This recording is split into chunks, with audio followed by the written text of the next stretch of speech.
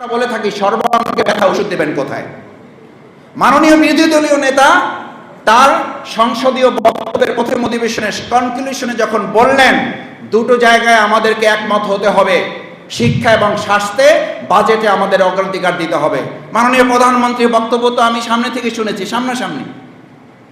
আমি ছোট মানুষ, সৌভাগ্য যে একেবারে বলা যায় ফেস টু ফেস বসার সুযোগ আর কি, যদিও এক বেঞ্চ পড়ে, কিন্তু ফেস টু ফেস বসার সুযোগ এবং কথা বলার স্কোপ আছে, মানে কথা শোনার একদম আই কন্ট্যাক্টে কথা শোনার সুযোগ আছে।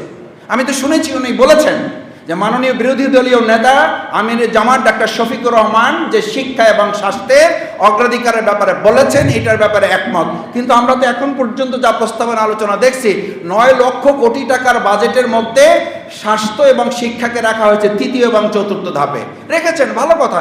তাও তো কত 1.1 কি আগাইছি আমরা, তাহলে আমরা কি অগ্রাধিকার দিতে পারলাম?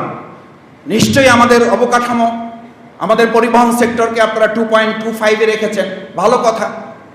সামাজিক নিরাপত্তার ক্ষেত্রে আপনারা 1.62-তে রেখেছেন, ভালো কথা। কিন্তু আমরা আমাদের শিক্ষায় যেটাকে আমরা একমত হলাম সংসদে আলোচনা করে, বিরোধী দলীয় নেতা এবং আপনি সরকার দলীয় নেতা আপনারা একমত হলেন একরকম আলোচনার ভিত্তিতে যে হ্যাঁ ইয়েস এটা আমরা একমত। বিরোধী দলীয় নেতা ডাক্তার শফিকুর রহমান যে প্রসঙ্গ টেনেছেন এটার ব্যাপারে আমাদের একমত হইতে হবে যে স্বাস্থ্য এবং শিক্ষা খাতে আমাদের অগ্রাধিকার দেবে, সেটা তো আমরা লক্ষ্য করছি না।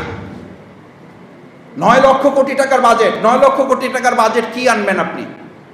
আমার তো বিগত 2009 থেকে 2024 সাল পর্যন্ত 28 লক্ষ কোটি টাকা বাইরে পড়ে আছে পাচার হয়ে।